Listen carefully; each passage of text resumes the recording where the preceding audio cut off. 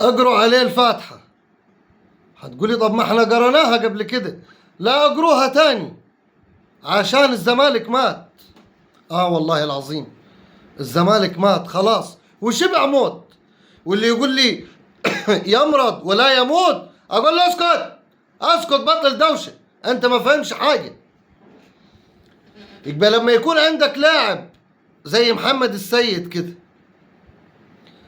ويكون الجماهير غضبانه عليه بسبب ان هم على علم ان هو رايح النادي الاهلي، الجماهير تهاجمه، اطلع بره. لا مش طالع بره، يروح المدير الفني اللي احنا اصلا كارهينه المدير الفني الحمار، لا مؤاخذه، اللي احنا كارهينه، يروح تاجي نادي الزمالك ضرب الجزاء، يروح يقول له انت اللي هتشوطها.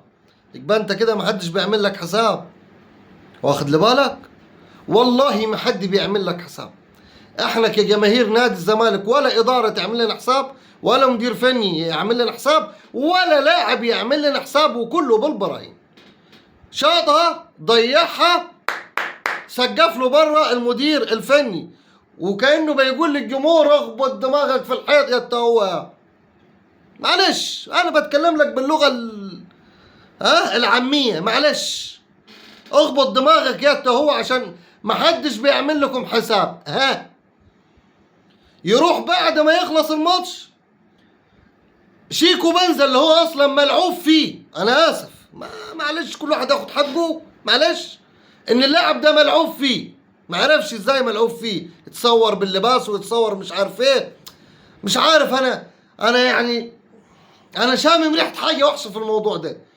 الجماهير كرهه، يروح طالع بيدعم محمد السيد اللي هي الجماهير قالبه عليه، بيقول له انت لاعب كبير ولاعب عظيم وسيبك من الكلام الفاضي.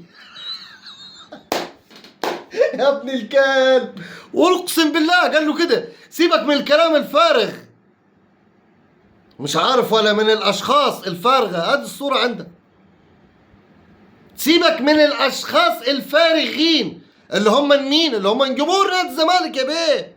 ايوه، يبقى مدير فني بيعاند مع الجمهور، اللاعب اسمه شيكو بنزا اللي هو من ساعة ما يجي وهو شغال مشاكل، مرة يضرب المدرب، مرة يضرب المعد البدني، مرة يتخانق مع عمر جابر، محدش عارف له ملة، محدش عارف له ملة، وينزل الملعب يعمل لك كباري ويعمل لك اي شقلباظات في اي حرمبايز.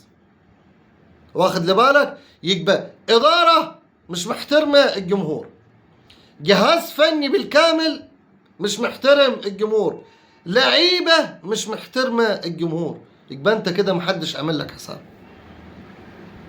امام عاشور وخبر ب 100 مليون دولار. والله العظيم 100 مليون دولار.